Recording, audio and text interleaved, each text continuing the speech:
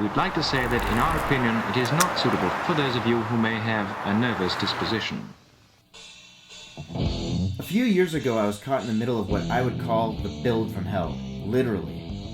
I wanted a demonically fast Mark 6 Golf R and was dead set on cracking through the then unheard of 600 all-wheel horsepower barrier on the 2.0T engine. To make a long story short, I was genuinely about to quit this project due to the original shop screwing up the build royally.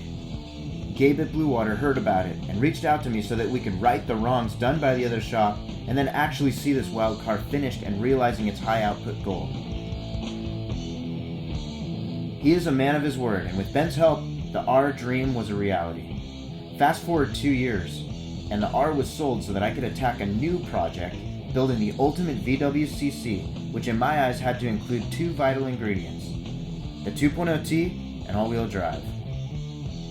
Literally, this car does not exist for any market worldwide, so it's up to me to figure out how to get it done.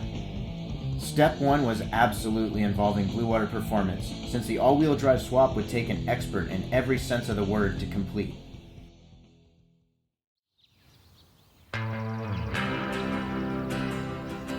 I'm Ben Johnson, been working at Bluewater Performance for about 2 years. Jason brought us in another project. It's a 2013 CC that we're building for the 2014 SEMA show.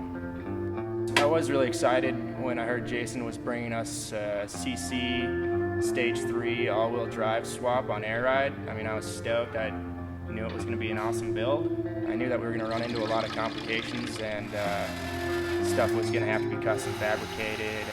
So the reason we're going through all of this all-wheel drive swap nonsense is that Volkswagen never made an all-wheel drive CC in the 2.0T. As you'd imagine, we had to change out quite a bit of the hardware to make this happen. So let's start at the transmission and differential, which we lifted out of a 2010 DSG Quattro Audi A3. For the rear differential assembly and subframe, a 2010 4Motion Volkswagen Tiguan was the donor. And finally, the drive shaft, which also came out of the same Tiguan.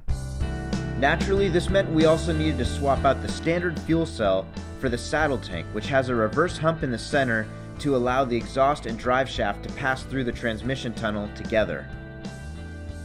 Also, with the saddle tank arrangement, you usually have two caps to access the fuel tank, and the 2.0T CC only has one on the passenger side.